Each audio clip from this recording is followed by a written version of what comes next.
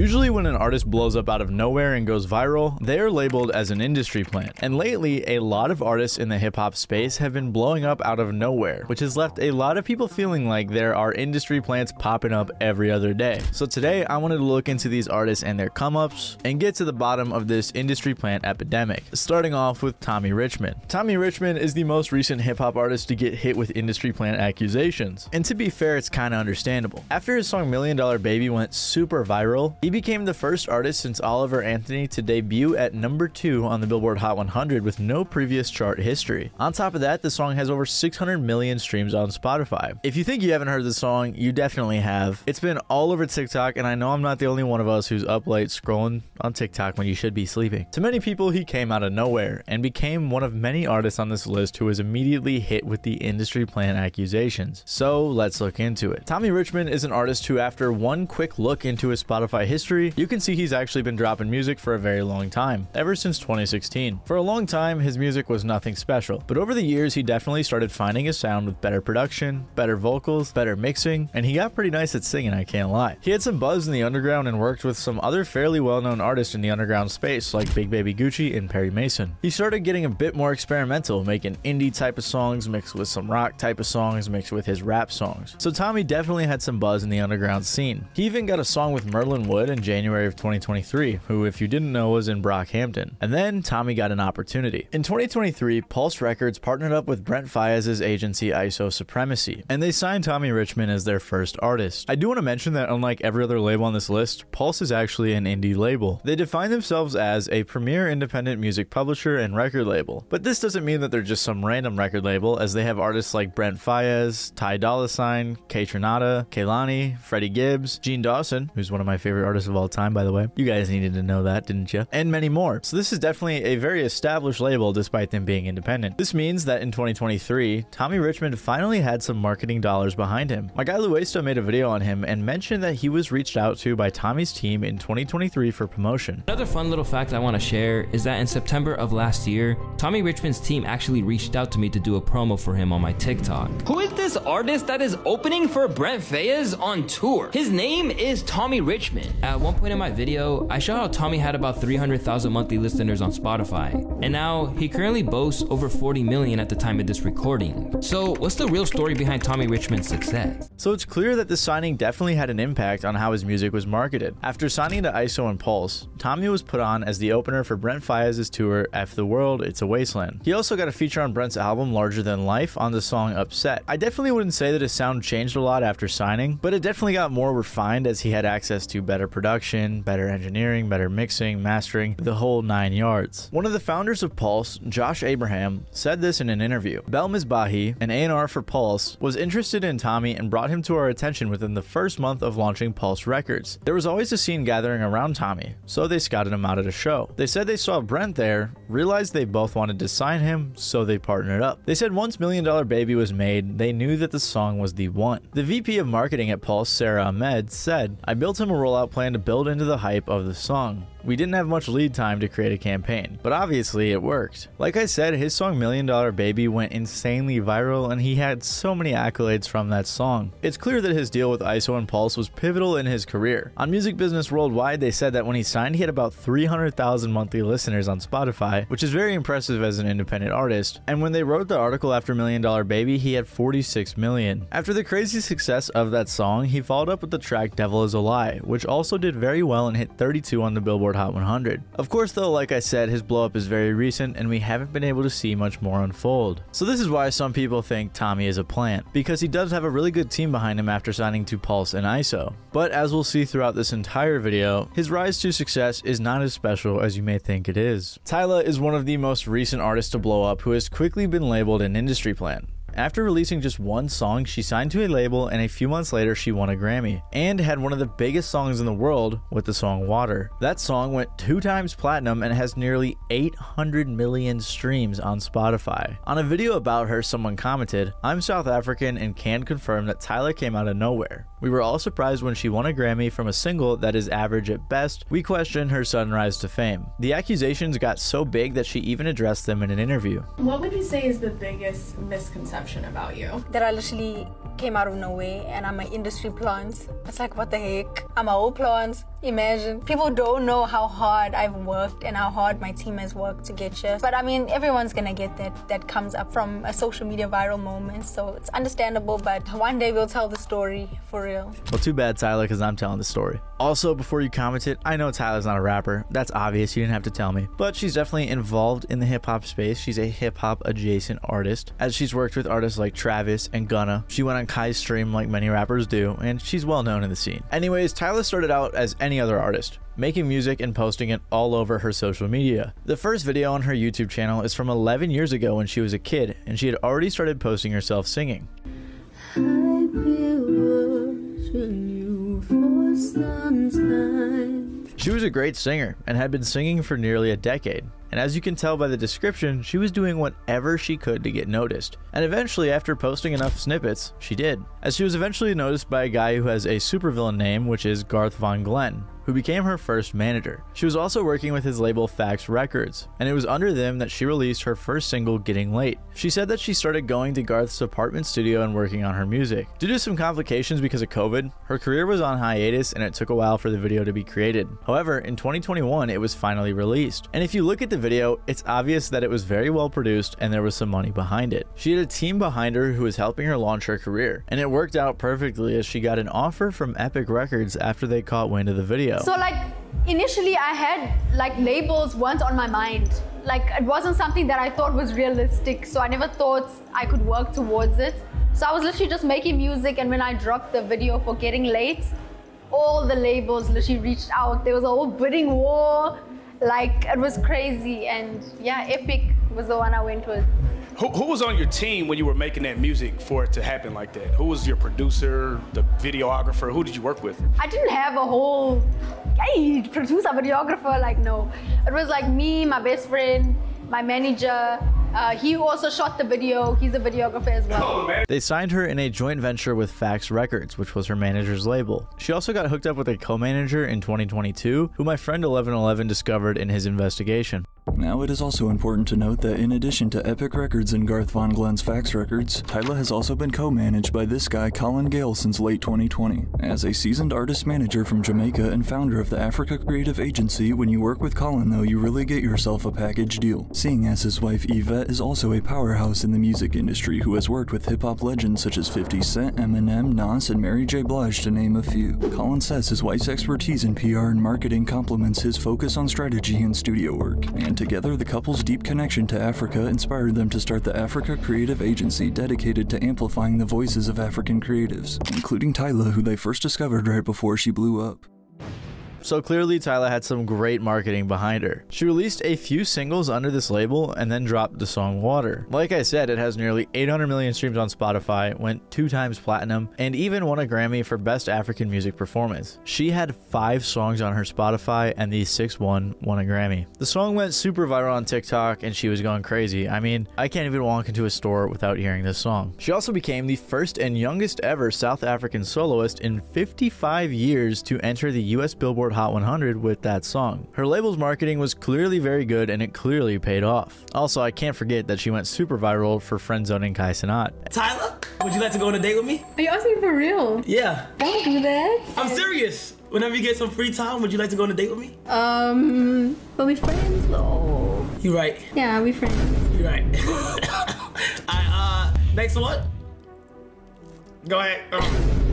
Grab your next one. And by the way, I would not be at all surprised if her label hit up Kai to get her on his stream, because I'm fairly certain that they use these streams as a marketing tool. I mean, I can't confirm it, like there's no documents out there and no verbal confirmation, but I really want to make a video on this topic, so if that sounds interesting, let me know in the comments below. I'm sure I could find a contract out there somewhere. Regardless, the rest is history. Tyla released her self-titled debut project, which charted at 24 on the Billboard 200, and she's been very successful ever since. I will say though, Tyla is the only artist on this list who has a ton of writers assisting her on her tracks, which definitely seems very industry plant-like. But as we'll see throughout this video, there are varying levels in which record labels dish out help to their so-called industry plants. Forbats is a hip-hop adjacent singer who right out of the gate seemed like an industry plant. With only 3 releases, he was able to amass 10 million monthly listeners and co-signs from artists like Timbaland, Tyla, SZA, Brent Faiyaz, Kanye West, and Drake. Any artists out there that impress you right now that are coming up?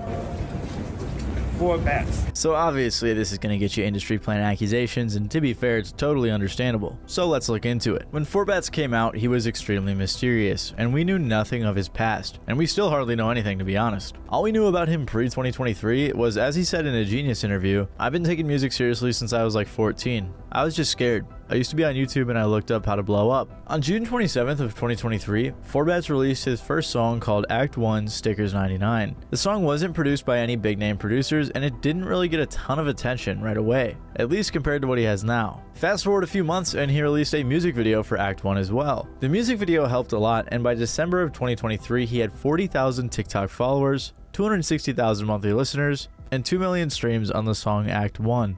Then 2 months later he released his second song, Act 2 Dated 8, accompanied with a music video.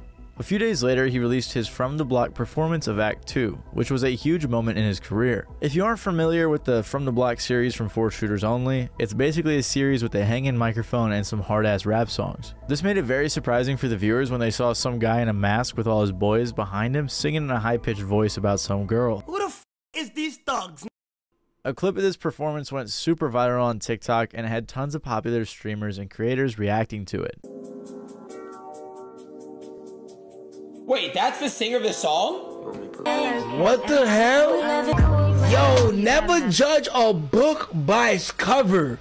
The marketing idea of juxtaposing 4bats' look with the song was an amazing idea that worked out super well, and it aided in the song going viral. However, because the marketing was so clever, people automatically assumed that 4bats had some type of help. Regardless, like I said, the song was going crazy. He had Robin Thicke doing a cover of the song debuted at 77 on the Billboard Hot 100, and later rose to 59. And it even got a remix from Drizzy Drake, which then hit number 7 on the charts. 4bats decided to sign a 1 EP deal to OVO Sound, through which he later released his debut mixtape You Made Me a Star on May 3rd of 2024. It wasn't nearly as viral as his previous song Dated 8, but it did debut at 30 on the charts. And what's even crazier is that the song On God She Like got a remix from Kanye West. And I'm not gonna lie, I didn't even hear about this till I was making this video. I don't know how no one talked about it, maybe I'm out of the loop, but they didn't really market this very well. Maybe it's because Kanye is kind of controversial now though, that's probably why now that I think about it. I will say though, after the release of his mixtape, the hype had died down quite a bit. I mean, a few million streams per song is nothing to scoff at for a brand new artist, but it's obvious the initial virality is over. However, despite the initial shock of him blowing up being over, his success in just a year was astounding. I mean, a Drake remix, a Kanye remix, signing to OVO, charting 3 songs in, and everything else was insane. So of course people were quick to label him an industry plant.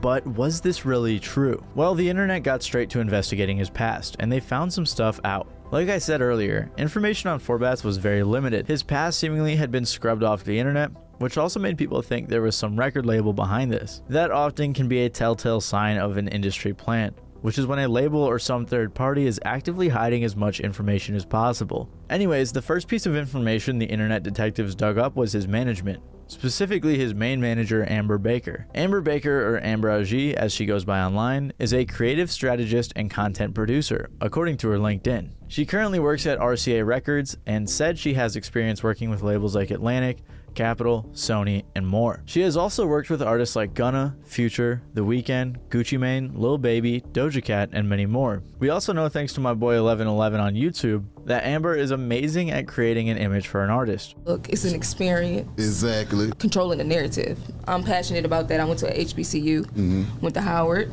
11 was also able to find her Pinterest, which has a collection of posts titled The 5 Acts of 4bats, which has a ton of images she used for information to help craft his image. But this doesn't piece together exactly how he got these connections. It could have been nepotism, it could have been some industry plant type of deal, or it could have been organic. So in my previous video, I decided to launch my own investigation, and I'm pretty sure I pieced it together. The first thing I found was a SoundCloud account with some music that sounded a lot like 4bats.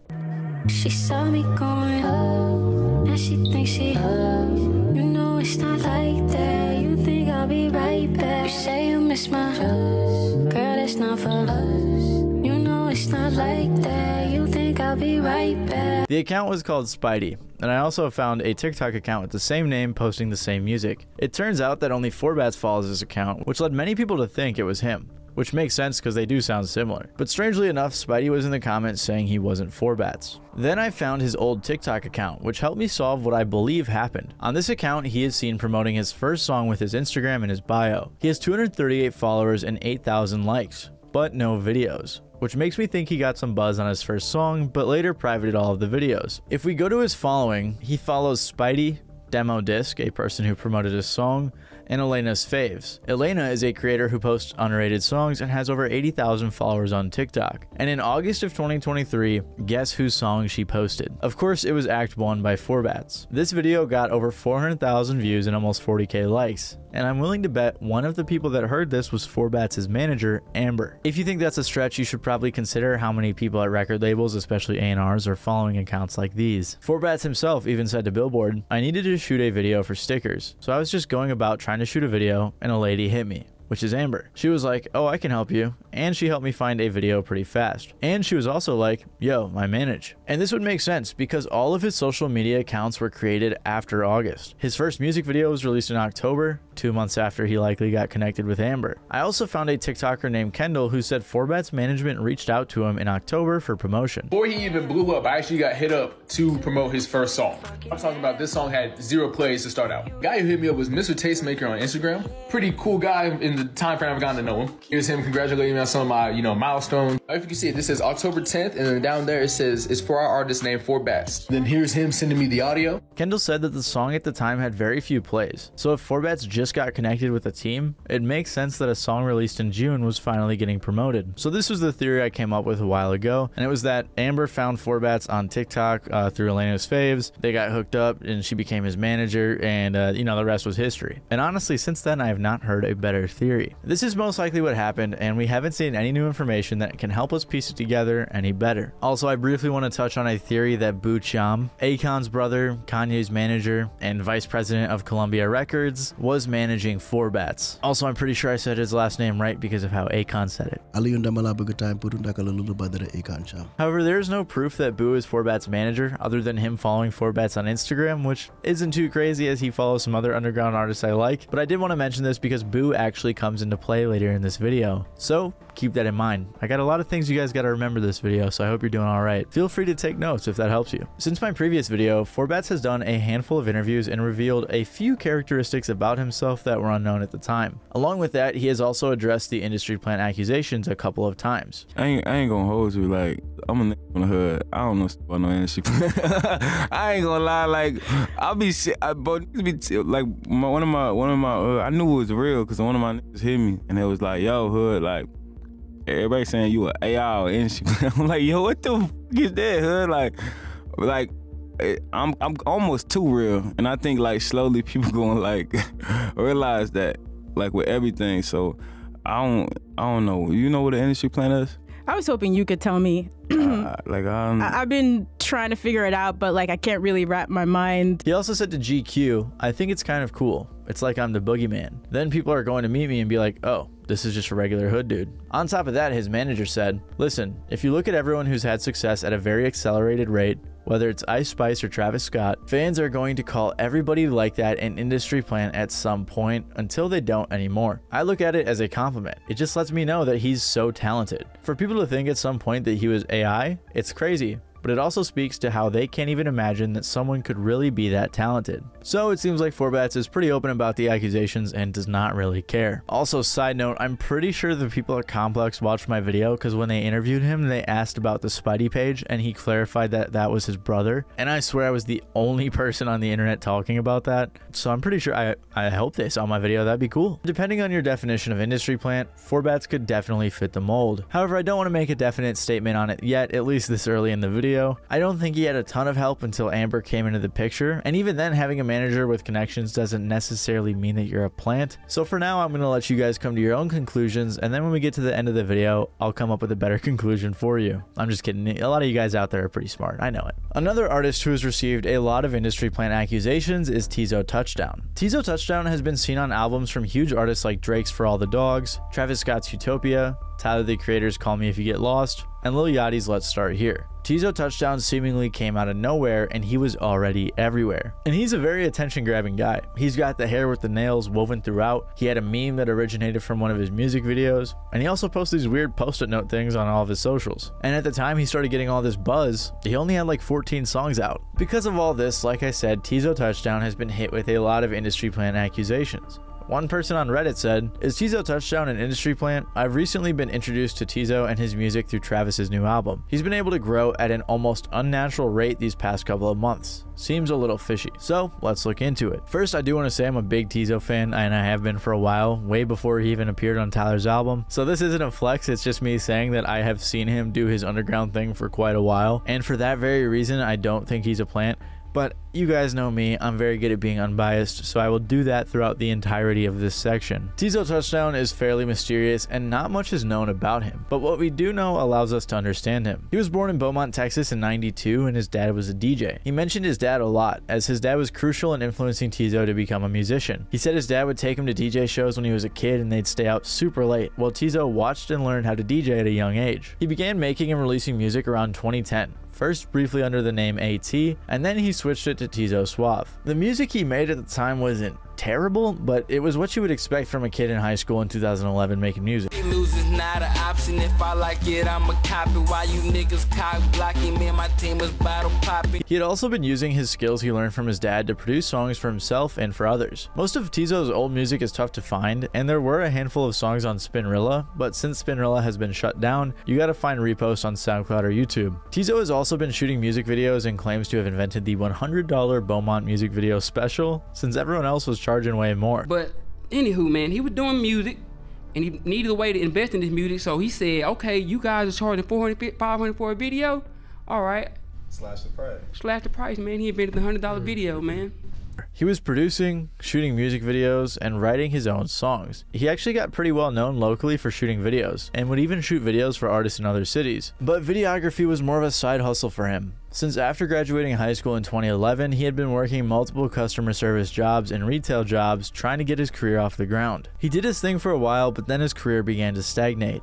And in 2016, he tragically lost his girlfriend to gun violence. He said in his interview with Zane Lowe on Apple Music that after experiencing the numbness from this loss, he stopped caring about what other people thought about him. And that's how Teezo Touchdown was born. He started dressing differently, and he said he didn't care much of what others thought because he was still numb from his loss. Teezo was grinding, shooting videos, experimenting with his music, trying out new styles, and trying to make his dreams a reality. He was putting out a lot of songs and began doing skits in his music as bonus content, something he's very well known for nowadays. Unlike your stereotypical industry plant, Teezo Touchdown has been very open about his past. As Teezo was grinding, he was able to release 2 albums in 2018. And he even did some live shows and opened up for 2 Chainz and Lil Baby. However, Teezo really began to get some buzz in 2019 when he released the song 100 Drums. It was a song about gun violence in his area, and it really resonated with a lot of people. Teezo even got his first interview because of this song. It helped his career out a ton, a bunch of artists reposted it, and then it caught the attention of the A&R Amal Noor. She reached out to him and quickly became his manager. This is when we would notice a huge shift in Teezo's marketing. Teezo had already been dressing differently, kind of trying to emulate that rock star vibe, but it's likely Amal helped him find himself stylistically as Teezo began to develop a very unique image. He started posting tons of extra content on Twitter, and we were introduced to the iconic location of his garage. He performed multiple music videos there, altering the stage for every song, creating a great unique vibe. In late 2019, he posted a remix of The Box by Roddy Ricch,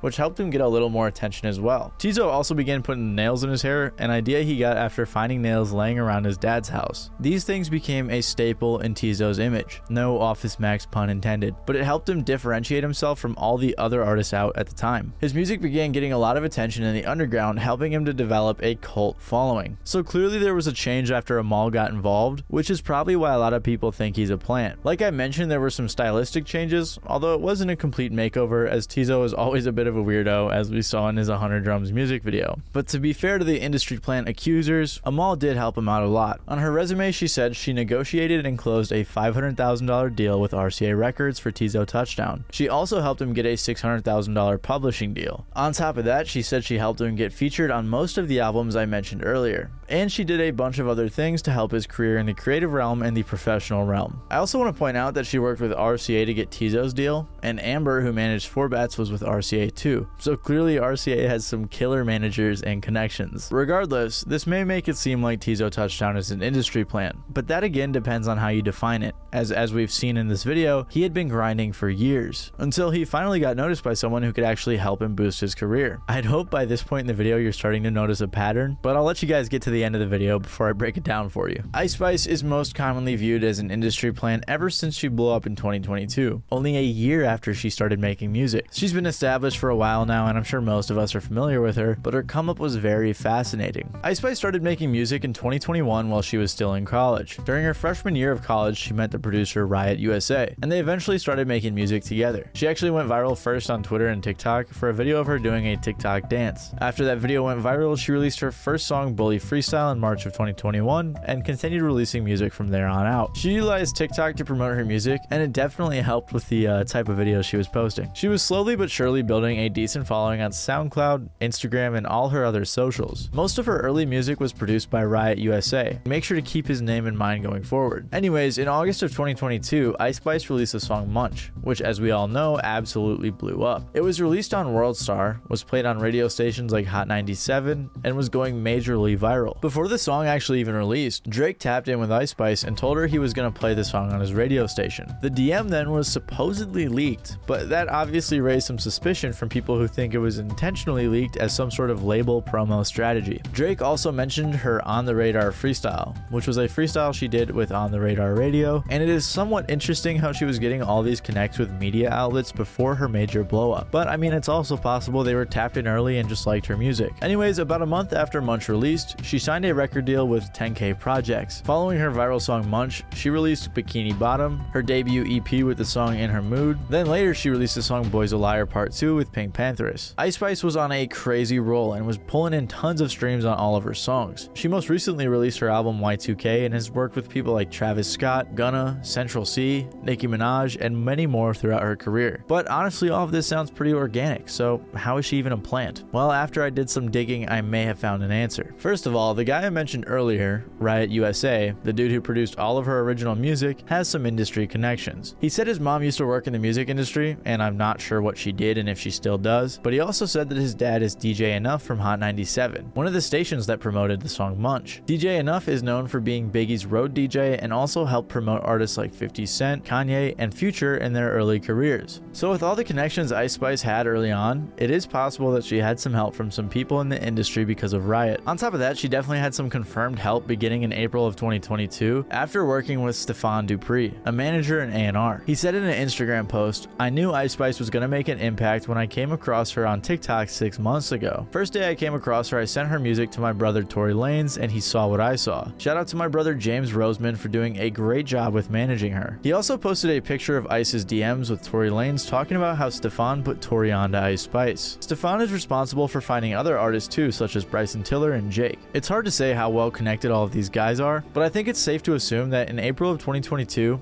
Ice Spice got hooked up with some decent connections and a decent marketing budget for her song Munch, and that is probably how they launched her career. And I'm not going ultra in depth on this section because Ice Spice has been out for a minute, so most of this is well known, but as someone who's been the face of industry plants lately, I think it was worth mentioning her come up. Ian is definitely the smallest artist on this list, but he's gone viral lately, and as we've seen, the industry plant accusations have been flying at him. After his song Figure It Out started making waves, in large part due to TikTok, he started going up. He was getting posted by every blog, got a Cole Bennett music video, had a 4 Shooters Only performance that went viral, he was seen in the studio with Quavo, and he got a follow from Drake. After this, he dropped his debut project Valedictorian, which had some bangers like Magic Johnson and Never Stop. But with his super sudden rise, can you guess what people said about him? He was an industry plant, so let's break it down. Ian started off as a producer in the underground, and eventually started making music in 2022. He's actually been dropping songs for quite a while before recently blowing up, so calling him a plant doesn't seem likely. But his rapid rise has a lot of people questioning it. If you had followed him for a while, it would be like one day he was slowly growing his fan base, and the next day he exploded.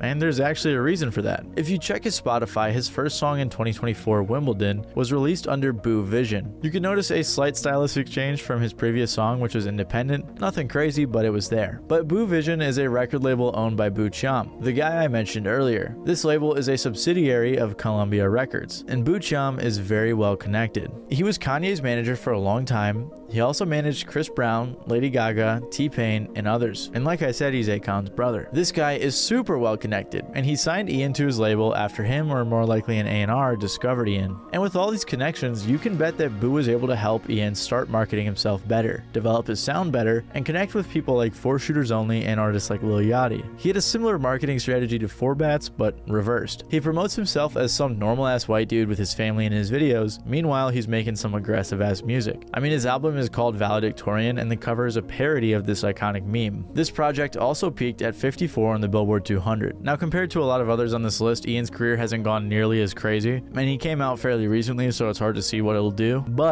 I'm really hoping you guys are noticing a pattern here. If you haven't, I'd turn the video off and pick up a book. Anyways though, the same thing is happening with every single one of these artists that I've covered in this video. I think it was 6. Pretty sure. They're releasing music, getting some buzz on their own, getting noticed by an A&R or somebody in the industry, then they get hooked up with some management, get connected, and start going up because they actually have some marketing dollars behind them. This is just how the music industry works. The reason I'm making this video is to show that the majority of the artists that you hear or see all the time got in the industry in similar ways. Even the biggest artists out right now have probably had similar experiences. I think the term industry plant seems to have lost its meaning. It no longer means some random person who isn't that talented that was scooped up by a record label, signed, given a makeover, and then shoved down everyone's throats and blew up right away. Like when we used to say industry plant, like in this video I made, there was literally a manager saying that his artist Baby Goth was like a potato with no personality, so he gave her one. That is an industry plant, not someone who gets noticed by an A&R, signed, and then marketed. That's just a musician. Like honestly, it seems like half the people screaming industry plant all the time don't even know what an A&R is. It stands for artist and repertoire, by the way, and their job is to scout for talent, basically. The way that people are throwing around the term industry plant all the time nowadays really can apply to most artists. I've been into underground music for a while now, and I've seen artists go from here to here, you know, blowing up after they get signed, and it's fairly common. Most of the artists in this video didn't do anything too irregular in their come-ups, other than maybe like Tyla and 4Bats because they went insane. But usually this is how it always is. It's especially more common nowadays thanks to apps like TikTok. This tweet basically sums up what I'm trying to say. So all of this yapping is basically for me to just say, I think the term industry plant is thrown around too willy-nilly and it seems to have lost its meaning. And I want everyone watching to take away from this video a better understanding of how the music industry operates and to realize how common all of this is. Industry plants only really become a problem when the record label is taking advantage of them, abusing them, signing them in a bad contract, or any of those other things. And that can happen to anyone, not just an industry plant. Nowadays, it's easy for an artist to blow up and go viral, but the hard part is keeping it.